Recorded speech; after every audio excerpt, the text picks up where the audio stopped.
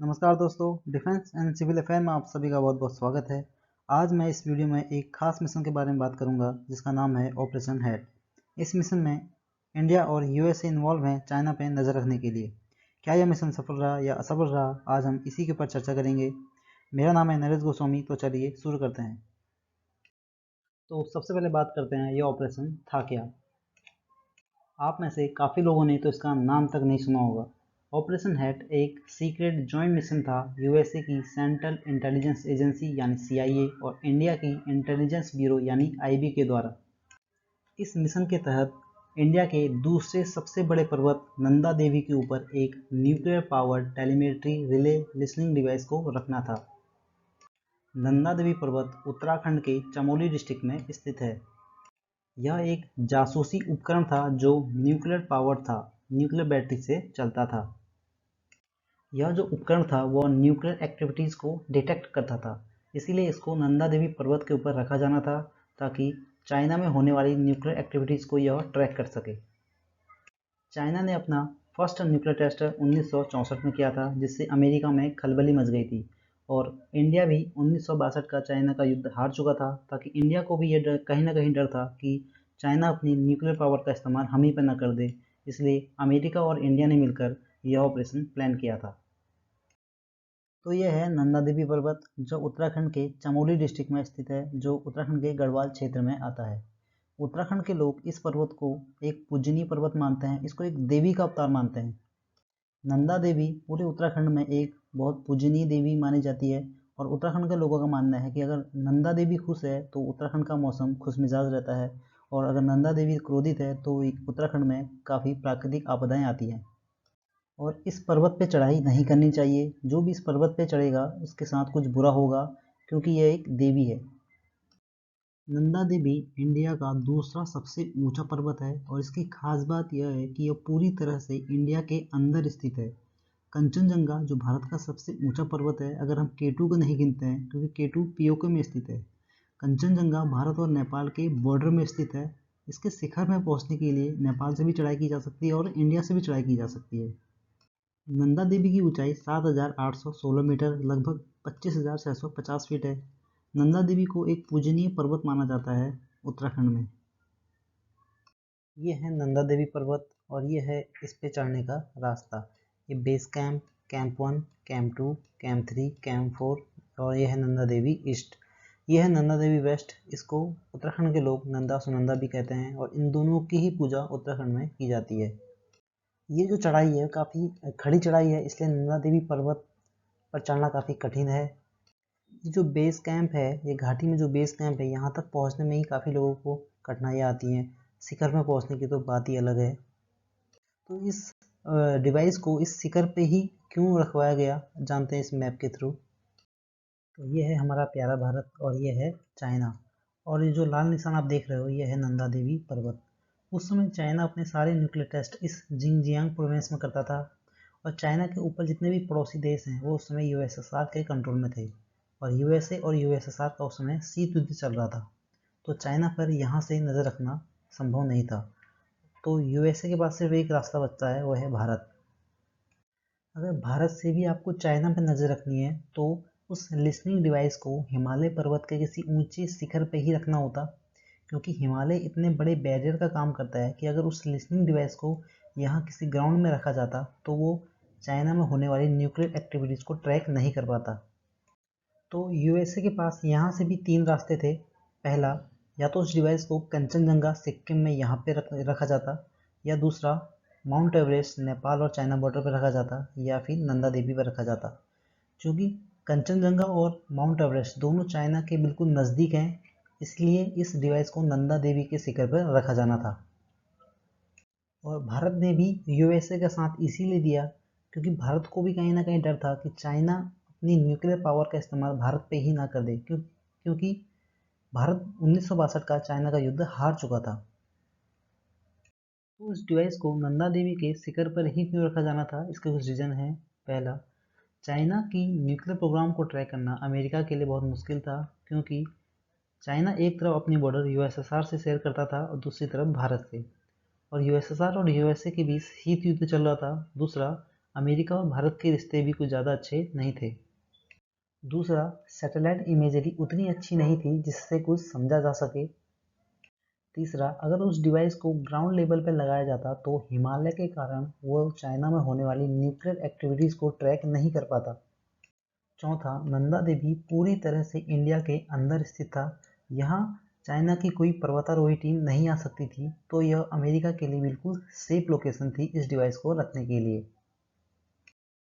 तो यह ऑपरेशन अंजाम कैसे दिया गया? सबसे पहले अमेरिका ने एक डिवाइस बनाया जिसका वजन था 56 किलो। इसमें 8 से 10 फीट ऊंचा एंटीना था और कुछ ट्रांसमीटर और रिसीवर थे जिसको नंदा देवी के ऊपर जाके असेंबल करना था।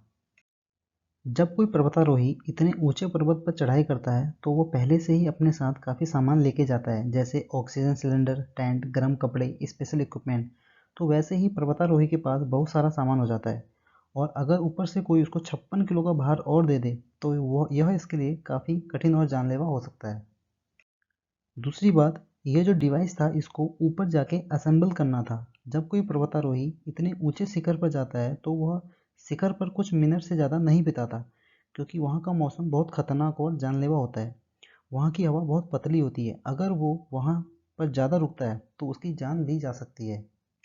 और ये जो डिवाइस था इसको पावर देने के लिए एक स्नैप जनरेटर का यूज़ किया गया, system for nuclear auxiliary power, और यही सारे फसाद की जड़ था। क्योंकि वहाँ पर इस डिवाइस को चलाने के लिए बिजली नहीं थी, इसलिए इस स्नैप जनरेटर का यूज़ किया गया, जो कि एक छोटी न्यूक्लियर बैटरी थी जिसमें 7 प्लूटोनियम कैप्सूल थे जो कि एक स्पेशल कंटेनर में रखे हुए थे। तो अमेरिका ने क्या किया, अपने कुछ सिविलियन पर्वतारोहियों को भेजा। ध्यान रखिए, ये आर्मी पर्सन नहीं थे, ये सिविलियन पर्वतारोही थे। साथ ही साथ भारत के भी 4 सबसे अच्छे पर्वतारोहियों को भेजा जिन्होंने 1962 में एवरेस्ट पर चढ़ाई की थी, जिसमें सबसे महत्वपूर्ण भूमिका निभाई थी मनमोहन सिंह कोहली ने। CIA और IB ने मनमोहन सिंह कोहली को ये टास्क दिया कि आप अपनी टीम के साथ जाइए और इस पूरे उपकरण को नंदा देवी के ऊपर फिक्स कीजिए। तो इस ऑपरेशन हेड को लीड किसने किया? मनमोहन सिंह कोहली ने। तो 18 अक्टूबर 1965 को मनमोहन सिंह कोहली अपनी टीम के साथ नंदा देवी के कैंप 4 तक पहुंच गए थे।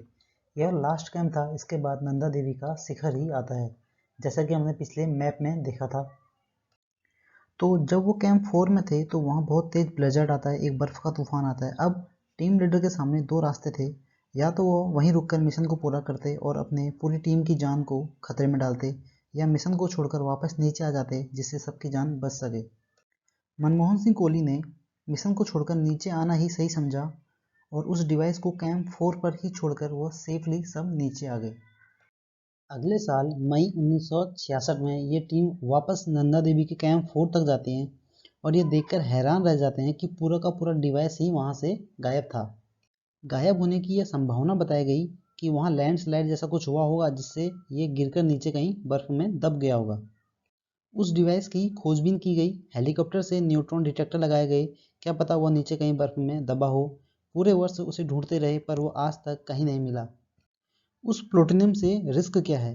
नंदा देवी से जो नदी निकलती है ऋषि गंगा, वो आगे जाके गंगा नदी में मिल जाती है। अगर उस पानी में कोई कंटामिनेशन, कोई रेडिएशन होता तो गंगा नदी के आसपास रहने वाले करोड़ों लोगों पर न्यूक्लियर रेडिएशन का खतरा आ जाता, जो बहुत ही खतरनाक था। सोचो, अगर ये आज भी कहीं दबा हुआ है और कभी ये केन खुल जाते हैं और रेडिएशन बाहर आ जाता है तो भारत के करोड़ों लोगों की सेहत के साथ ये कितना बड़ा खिलवाड़ होगा। अभी तक 55 वर्षों से वहाँ पर कोई रेडिएशन, कोई कंटामिनेशन देखने को नहीं मिला है, लेकिन खतरा तो अभी भी वहाँ है। हालांकि अमेरिका ने 1967 में अगले ही साल फिर से एक मिशन भेजा जिसको फिर से मनमोहन सिंह कोहली ने ही लीड किया। इस मिशन के तहत उनको वैसा का वैसा दूसरा उपकरण नंदा देवी के पास एक दूसरे पर्वत नंदकोट के ऊपर लगाना था, जिसकी ऊंचाई थी 6861 मीटर। इन्होंने सोचा नंदा देवी पर चढ़ाई करना तो काफ़ी कठिन है और चाइना पर नज़र तो नंदकोट से भी रखी जा सकती है, और नंदकोट पर चढ़ाई करना काफ़ी आसान था। यह है नंदकोट, और ये आज जो पीछे देख रहे हैं यह है नंदा देवी पर्वत। नंदकोट के ऊपर इन्होंने इस डिवाइस को सक्सेसफुली इंस्टॉल भी कर दिया था, लेकिन यह भी कुछ महीनों बाद खराब हो गया था। पर अमेरिका को इतना डाटा मिल गया था कि अभी चाइना के पास लॉन्ग रेंज न्यूक्लियर मिसाइल बनाने की टेक्नोलॉजी नहीं है। इतना डाटा CIA को मिल गया था। फिर 1968 में एक टीम गई इसको देखने के लिए नंदकोट के ऊपर, क्योंकि यह डिवाइस काम करना बंद कर दिया था। जब वे वहां पहुंचे, उन्होंने देखा कि यह डिवाइस भी वहां से गायब था। एक समय के लिए तो वो शॉक्ड हो गए। फिर उन्होंने उसके ऊपर खुदाई करी तो देखा कि ठीक है, यह डिवाइस नीचे चला गया है। हुआ ये कि ये डिवाइस अपने चारों ओर हीट प्रोड्यूस करता था और इसके चारों ओर बर्फ़ पिघलती गई और ये नीचे जाता गया और इसके ऊपर फिर से बर्फ़ आ गई थी। फाइनली अमेरिका ने इसे हेलीकॉप्टर की मदद से वहाँ से निकाल लिया। ये जो दूसरा वाला था, पहला वाला आज दिन तक पता नहीं चला कि वह कहाँ गया। पहली बार 1977 में जाके लोगों को इस मिशन के बारे में पता चला जब आउटसाइड मैगजीन ने इस पर एक लेख छाप दिया और तब अमेरिका और भारत में हाहाकार मच गया। न्यूज़ मीडिया सब जगह सरकार पर सवाल उठाए गए कि क्या होता अगर यह प्लूटोनियम लीक हो जाता, भारत के करोड़ों लोगों पर न्यूक्लियर रेडिएशन का रिस्क होता। ये तो भारत की जनता के सेहत के साथ एक खिलवाड़ है। भारत के उस समय प्रधानमंत्री थे मोरारजी देसाई। उन्हें भी संसद में स्वीकार करना पड़ा कि हाँ, ऐसा मिशन हुआ था। लेकिन उन्होंने लोगों को ये तसल्ली दी कि दूसरा वाला इक्विपमेंट अमेरिका वापस ले गया है, अब ऐसा कोई रिस्क नहीं है। जो रिस्क था वो लार्ज स्केल प्लूटोनियम कंटामिनेशन का था, क्योंकि जो ऋषि गंगा रिवर है वो नंदा देवी ग्लेशियर से निकल के गंगा नदी पे जा मिलती है। ये प्लूटोनियम इस रिवर पे लीक हो सकता था। कई सालों तक वहाँ पानी और पत्थरों की टेस्टिंग करी गई कि कहीं कोई रेडिएशन तो नहीं निकल रहा, लेकिन वहाँ कुछ निकला नहीं। कई लोगों ने सरकार पर आरोप लगाया कि कहीं ना कहीं कोई रेडिएशन था, तभी नंदा देवी सेंचुरी को लोगों के लिए बंद कर दिया था। जो नंदा देवी सेंचुरी है उसे भारत सरकार ने नेशनल पार्क घोषित करके वहां लोगों की आवाजाही बंद कर दी थी। बाद में इसे बायोस्फीयर रिजर्व भी घोषित कर दिया था। आज भी वहां जाने के लिए स्पेशल परमिशन लेनी पड़ती है। तो आपको क्या लगता है कि क्या यह मिशन तर्कसंगत था? क्या चाइना पर नजर रखने के लिए करोड़ों भारतीयों की जान जोखिम में डालना सही था? आपका क्या कहना है, आप मुझे कमेंट सेक्शन में बताइए।